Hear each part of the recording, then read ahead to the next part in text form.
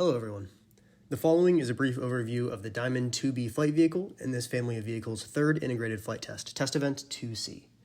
Diamond 2 is a mid-powered rocket using active canard control. The vehicle is statically stable, but uses its control system to orient vertically and control roll about its long axis. It is nearly fully 3D printed, with the exception of its airframe, which is standard 2.56-inch cardboard tubing. The structure of the vehicle can be separated into 5 main subsections. First is the telemetry radio, which enables uplink commanding and downlink telemetry over 900 MHz.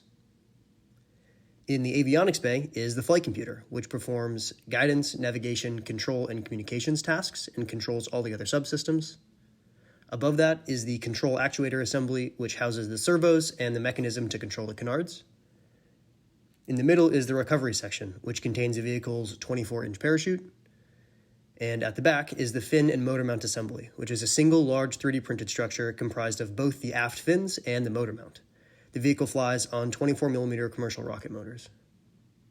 Inside of the motor mount is a 3D printed insulating sleeve, which slows the transfer of heat from the hot rocket motor into the fin and motor mount assembly.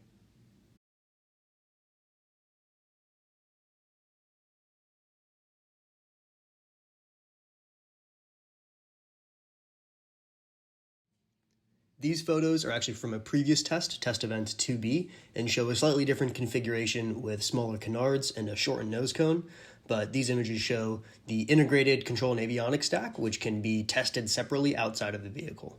This test was launched from a standard 1-inch rail, but the vehicle can also be launched from a hot launch silo, which was validated in test events 1, 2, and 2A.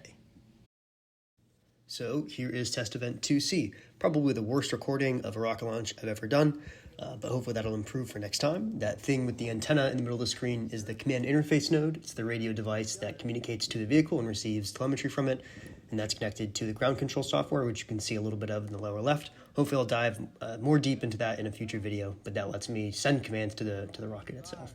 4, 3, 2, 1, 0.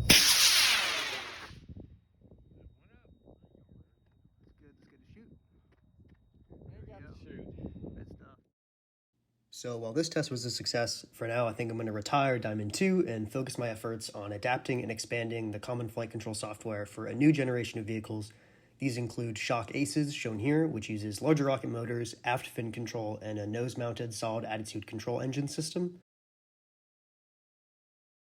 Another project coming down the line is Diamond X, a spiral development of both Shock and Diamond 2, which uses a miniaturized aft fin control assembly and 29mm motors in a lighter and sleeker airframe meant for silo launches to very high altitudes. Shock is ready for its first test flight, and its ACES subsystem is going to begin hot fire testing shortly, characterizing its ignition delay and verifying that the hardware can actually ignite motors reliably. The Diamond X vehicle is already in production. I'm 3D printing its strakes right now, and I have its motor mount assembly already constructed, so hopefully I'll be able to put that thing together, adapt the ground control software and flight software for it, and then begin ground testing very shortly. But that's all I have for now, so I'll see everyone next time.